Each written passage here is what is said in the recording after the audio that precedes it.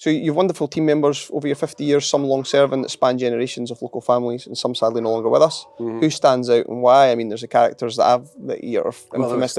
Well, you've got people who like Ina, Archie, Isabel, Quinn. You know, so. Mrs. Stewart. Well, you can't have her, you had to call her Mrs. Stewart. In all the years she worked for me, she was always Mrs. Stewart, never a Christian name. I remember once getting a lovely letter from somebody who had come in very wet, and she dried his coat at the fire and got him a cup of tea. And I thought it was really nice that the guy had taken so much time to praise her up. Sometimes you think, oh, and you don't realise the qualities they've got. You know? And Isabel Quinn and Archie looked after their cat. Isabel Quinn. I always thought I had a wee touch of class in my business. She was English, and she never let you forget she was English, and always a lady. And she used to do all my funerals, and she was a very loyal servant. She left and came back, so we couldn't have been that bad to work for.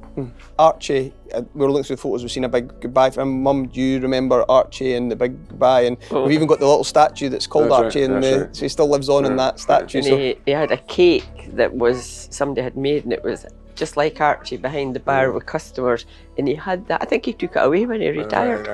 He got it varnished. Archie was old school, and he'd been in the area, and he went to London, and he'd been a barman and been in retail, and he could work it, and he had a word for everyone. You know how when people come into a bar, if they sit in a corner reading a book, you don't talk to them, but most people will come in. If someone talks to them and you get a response, they want a wee conversation. That's one of the social things about the hospitality industry.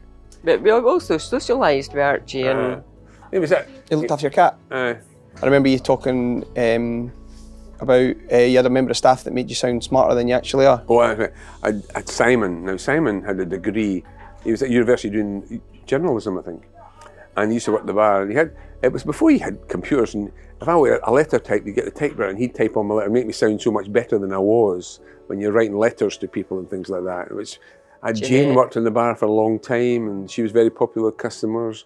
And Jeanette worked in Jeanette, Rory, they were a team. They played in a team, and you did what you had to do, but you had a laugh, and we used to have nights out, and or have a drink, and things change. And you're talking about the modern, newer generation. So you've got Stuart, your manager. You've got Andrew, head chef. You've got Freya, Jan, and many, many more. And so you mentioned Rory. Like Freya's working now, and her mother used to work for me, and her uncle used to babysit for. That's why Richard's called Richards, after her uncle.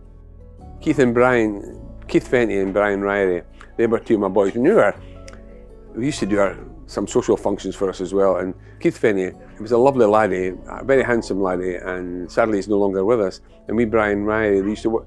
They were loyal servants, but they grew up and they learned a lot. Stuart's he's a manager, and he's worked for how many years, Richard? A long time. 25 years or something. Well, a long time. He started and he just wanted to do the kitchen, and now he's the manager, and he runs a place probably better than I could now, because he's very much on the ball. He cares, and that's a great thing to have someone who cares. I once said to his mum, "He's my boy," and she said, "No, he's not your boy, he's my boy." And he's a great asset to the place. Great asset to the place.